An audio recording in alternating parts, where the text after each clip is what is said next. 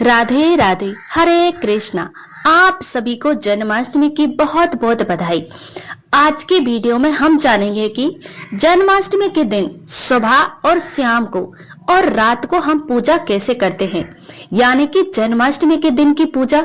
संपूर्ण पूजा विधि मैंने आज की वीडियो में आपको शेयर की है। तो देखिए, जन्माष्टमी के दिन सुबह सुबह स्नान आदि करने के बाद हम अपने लड्डू गोपाल जी से और लड्डू गोपाल जी को जगा लेंगे, जैसे कि रोजाना आप लड्डू गोपाल जी को जगाते थे, उसी तरह जगाना है। उसके बाद हम लड्डू गोपाल जी को स्नान कराएंगे। और आज हमारे लड्डू गोपाल जी का जन्मदिन है, तो विशेष स्नान हम कराएंगे। जिस दिन भी पात्र में आप स्नान कराएं, उसमें सबसे पहले आप चंदन से स्मास्तिक बना लें। फिर आप लड्डू गोपाल जी को विराजमान करें। उसके बाद आप चाहे तो आप पंचामृत यानी कि स्नान, यानी कि दूध, दही, घी, शहद, शक्कर, पांचों चीजों को मिलाकर पंचामृत से स्नान करा सकते हैं। आप चाहे तो आप सिर्फ कच्चे दूध से स्नान करा सकते हैं। इस दिन की आप विशेष स्नान जरूर कराइएगा, क्योंकि आज के दिन हमारे लड्डू गोपाल जी का जन्मदिन है। तो देखिए, पांचों चीजों को मिलाकर स्नान करा दिया, तो उसके बाद मैंने आज से जल से स्नान कराया है। तो देखिए, जन्माष्टमी के दिन कम से कम एक बार आप लड्डू गोपाल जी को पंचामृत स्नान जरूर कराइएगा। जो ये चारणामृत बन गया है, इसको घर में सभी सदस्य प्रसाद के रूप में ले सकते हैं। इसके बाद हम लड्डू गोपाल जी को नए पोशाक पहनाएंगे। तो जन्माष्टमी के दिन सुबह भी आप, शाम को भी, दोनों टाइम नए पोशाक पहनाइए जाते हैं। जन्माष्टमी के दिन आप लड्डू गोपाल जी को इत्र सेवा जरूर प्रदान करें। इत्र आप जरूर लगाइएगा। आप चाहे तो इत्र की मालिश कर सकते हैं या आप इत्र लगा सकते हैं। इससे आप साथ ही मोर पंख हमें लड्डू गोपाल जी को जरूर अर्पण करना चाहिए। इस तरह से सुबह के समय लड्डू गोपाल जी का सुंदर सा श्रृंगार करके हमें पूजा करनी चाहिए। सुबह जो भी पूजा है वो घर के मंदिर में ही कर लेंगे। और घर के मंदिर में गणेश भी विराजमान हैं, तो उनका पूजन भी वहीं पे हो जाएगा। तो यहाँ पर हमने लड्डू गोपाल जी को आसान पर विराजमान कर दिया है। उसके बाद हम देसी घी का दीपक जला देंगे। हाथ जोड़कर संकल्प करेंगे, हे भगवान, आज मैं आपके जन्म दिवस की ये पूजा कर रही हूँ या कर रहा हूँ। आप मेरी पूजा को स्वीकार करें और कोई कमी रह जाए तो मुझे क्षमा करें। इस तरह से संकल्प करने के बाद फिर हम चंदन से तिलक लगाएंगे। और देखिए, इस दिन यानी कि जन्माष्टमी के दिन आप लड्डू गोपाल जी को बांस की बांसुरी जरूर अर्पित कीजिए, समर्पित कीजिएगा। साथ में हमें तुलसी जरूर समर्पित करनी है। और गैया अगर आपके पास है तो गौ माता की भी पूजन इस दिन आप जरूर कीजिएगा। उसके बाद फिर देखिए, गौ माता भी हम पूजन कर लेंगे, फूल समर्पित कर देंगे। फिर हम तिलक के ऊपर अक्षत यानी कि चावल समर्पित कर देंगे। भोग में आप माखन, मिश्री भोग लगा सकते हैं। सुबह सुबह दूध का भोग लगा सकते हैं। आप किसी भी मिठाई का भोग लगा सकते हैं। सुबह के समय आप किसी भी चीज का भोग लगा सकते हैं। और ये तो आप जानते ही हैं कि जो भी भोग समर्पित करेंगे उसमें से हमें तुलसी दल जरूर डालना है। इसके बाद हम बहुत ही प्रेम पूर्वक आरती कर लेंगे। तो धूप दीप से पहले हम गणेश जी की आरती करेंगे, फिर हम भगवान श्री गणेश जी की आरती करेंगे। सुबह की पूजा इस तरह से संपूर्ण हो जाएगी। सुबह हमें इसी तरह से पूजा करनी है। अब सुबह की पूजा करने के बाद दिन में आप अपने घर के सारे काम निपटा लीजिए। मिठाइयां बना सकते हैं, चौकी सजा सकते हैं। दिन में आप अपने जो भी आपके काम हैं वह सब कर लीजिएगा। चौकी बगैर बढ़िया है कि सजा लेंगे। उसके बाद शाम को हमें 6:33 30 बजे तक अपनी संध्या आरती कर लेनी है। जैसे रोजाना संध्या आरती करते हैं वैसे ही संध्या आरती करनी है। संध्या आरती के बाद 6:30 के बाद 7 बजे तक आसपास हमें क्या करना है, एक खीरा लेके, ठंडल वाला खीरा मिल जाए तो बहुत अच्छी बात है, ठंडल वाला ना मिले तो भी खीरा मिल जाए वह आप लीजिएगा। लड्डू गोपाल जी के पास हम ये खीरा रख देंगे और साथ में एक सिक्का रखेंगे। आप चाहे तो लड्डू गोपाल जी को किसी डलिया में या किसी पात्र में फूलों में भी रख सकते हैं। उसके बाद खीरा उसके बाद पास रख सकते हैं या आप चौकी पर भी रख सकते हैं। बहुत सरल विधि में बता रही हूं तो देखिएगा। यहाँ पर चौकी पर ही हमने खीरा और सिक्का रख दिया है। उसके बाद किसी लाल रंग के कपड़े से लड्डू गोपाल जी को कवर कर देंगे। इसी तरह से सभी मंदिरों में लड्डू गोपाल जी का जन्म कराया जाता है। तो आप इस तरह से कवर कर लीजिएगा।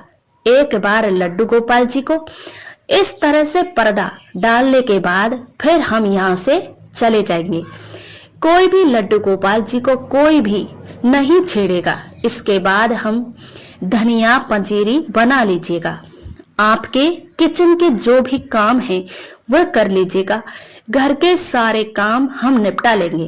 फिर रात को जब 12 बजेंगे तो टीवी में देख के या फोन में देख के हमें पता चल जाएगा कि रात को जब 12 बजेंगे तो हमें लड्डू गोपाल जी के पास आना है।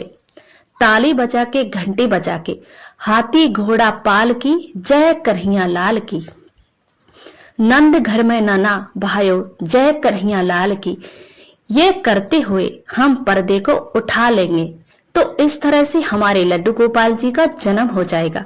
ये लड्डू गोपाल जी के जन्म की सबसे ज्यादा और सरल विधि है और सभी मंदिरों में इसी विधि से जन्म कराया जाता है। इस तरह से विधि जन्म कराया जाता है। इस तरह से लड्डू गोपाल जी का जन्म हो गया है। अब हमें जो भी हमने खीरा हमने लिया था, जो सिक्का हमने रखा है, उसी सिक्के से क्लॉकवाइज इस तरह से देखिएगा कि क्लॉकवाइज घुमाते हुए डंडल को अलग करना यानी कि नाल भेदन करना है।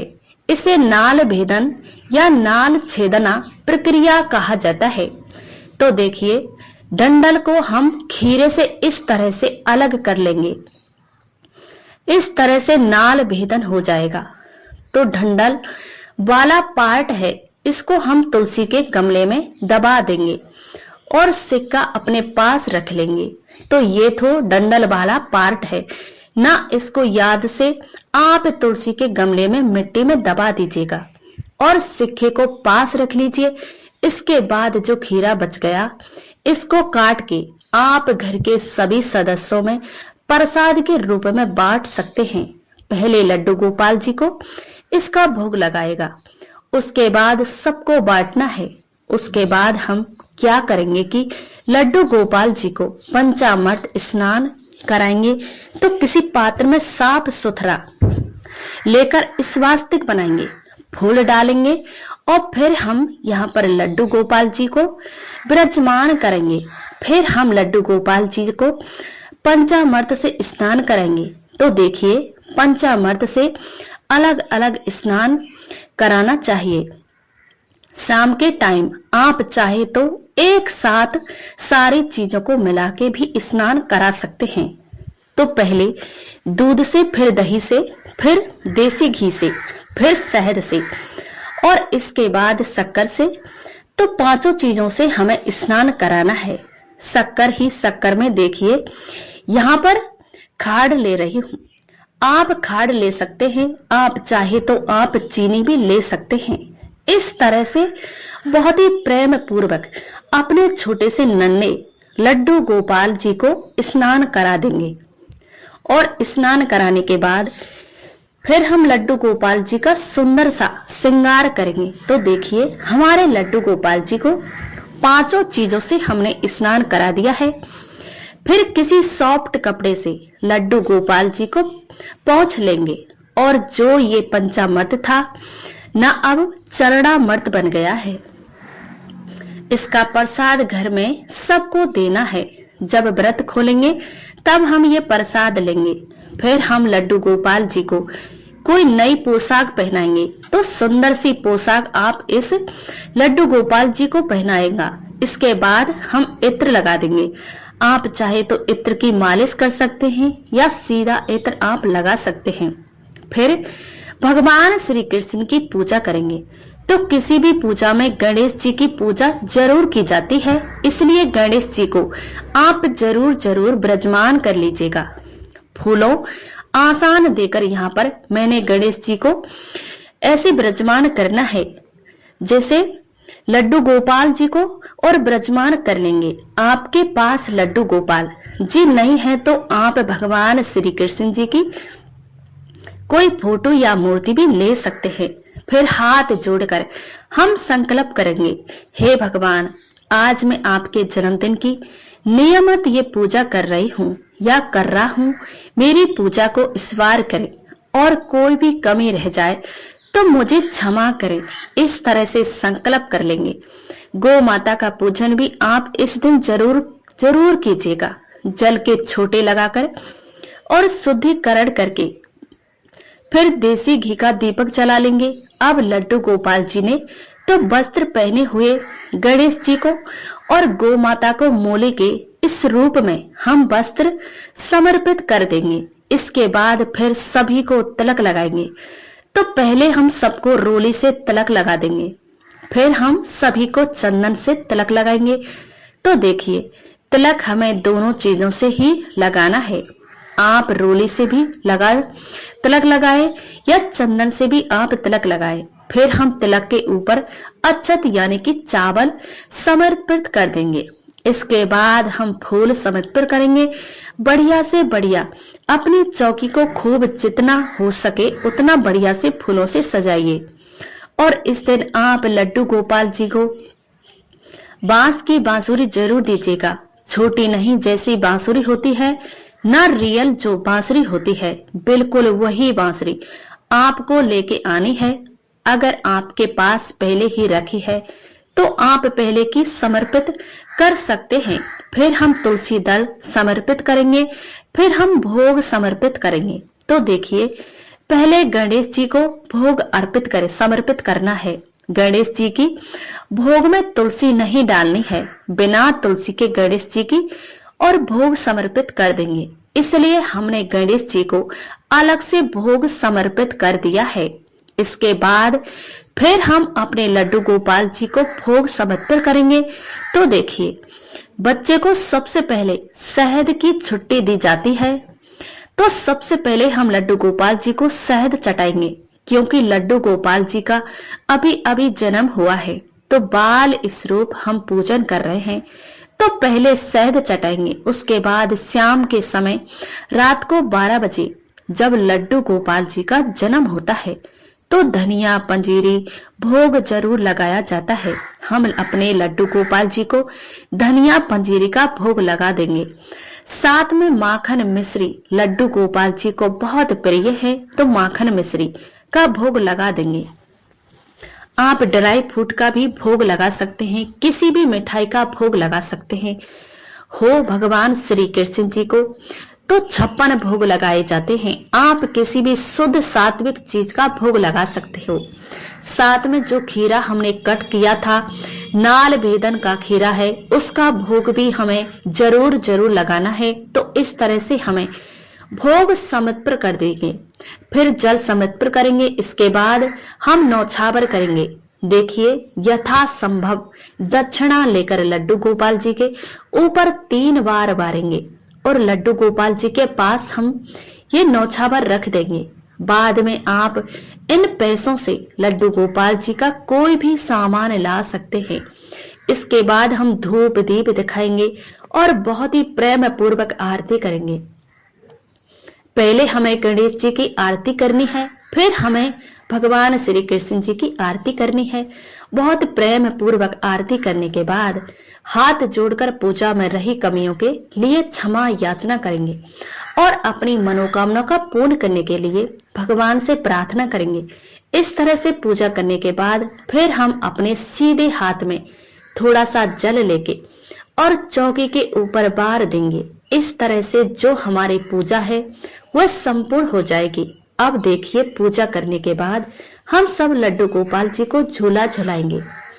आप चाहे तो पूजा करने से पहले भी झूला झुला सकते हैं, आप चाहे तो झूले में बिठा के पूजा कर सकते हैं, या आप चाहे तो पूजा में बाद झूला झुला सकते हैं। बस झूले में बैठा के हमें भोग नहीं लगाना है, बाकी आप किसी भी समय झूला झुला सकते हैं। क्योंकि झूले झूलते भोग नहीं लगाते, तो इसलिए आप झूले से उतार के भोग लगाए। पहले पूजा कर लेती हूँ, पूजा कर ले, उसके बाद पूजा में झूला झुलाते हैं। आपका जब भी मन हो आप झूला झुला सकते हैं, लेकिन ये ध्यान रखना है कि जन्माष्टमी के दिन रात को जब आप पूजा करेंगे तो आपको झूला झुलाना जरूर है। तो यहाँ पर बहुत ही प्रेम पूर्वक हम अपने छोटे से झूला गोपाल जी को झूला झुलाने के बाद हम जो जल का लोटा है चंद्रमा को अर्घ्य दे देंगे और जो भी भोग प्रसाद है घर में सभी सदस्यों को बांट देंगे। धनिया पंजीरी का जो प्रसाद है ये सब प्रसाद खा के हमें व्रत का पारण करना है। पंचामृत से स्नान कराने के बाद जो चरणामृत बन गया था वह प्रसाद भी हम घर में सभी सदस्यों को जरूर ग्रहण करना है। धनिया पंजीरी प्रसाद और चरणामृत आपको किसी भी मंदिर में भी मिल जाएगा, आप चाहे तो वहां से भी ला सकते हैं, ये आप घर भी बना सकते हैं। अगर आप लड्डू गोपाल जी को सेवा कर रहे हैं तो घर पर भी आप जरूर बनाइएगा। तो भक्तों, इस तरह से जन्माष्टमी का पूजन संपूर्ण पूजन हो जाएगा। पूजा के बाद फिर आप व्रत का पालन कर लेंगे। जैसे कि आप व्रत खोलते हैं उस तरह से आप व्रत खोल सकते हैं। इसके बाद जब आप सोने जाएंगे तो आप उस समय लड्डू गोपाल जी को भी जो भारी वस्त्र आपने पहनाए हुए हैं, जो हैवी पोशाक है, लड्डू गोपाल जी की चेंज कर दीजिए। लड्डू गोपाल जी को उनका नाइट सूट या हल्की ड्रेस पहनाइए और पहले हम लड्डू गोपाल जी को सुला देंगे। फिर देखिए, पूरी रात लड्डू गोपाल जी को झूले में बैठा के नहीं रखना है। जैसे आप रोजाना लड्डू गोपाल जी को सुलाते थे उस तरह से लड्डू गोपाल जी को सुला देना है। जन्माष्टमी के पूरे दिन की पूजा विधि अगर आपको पसंद आई हो तो प्लीज वीडियो को लाइक कर देना और चैनल को सब्सक्राइब कर लेना।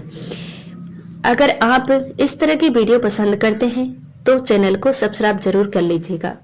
मिलती हूँ अगली वीडियो में, तब तक के लिए जय श्री कृष्ण, राधे राधे।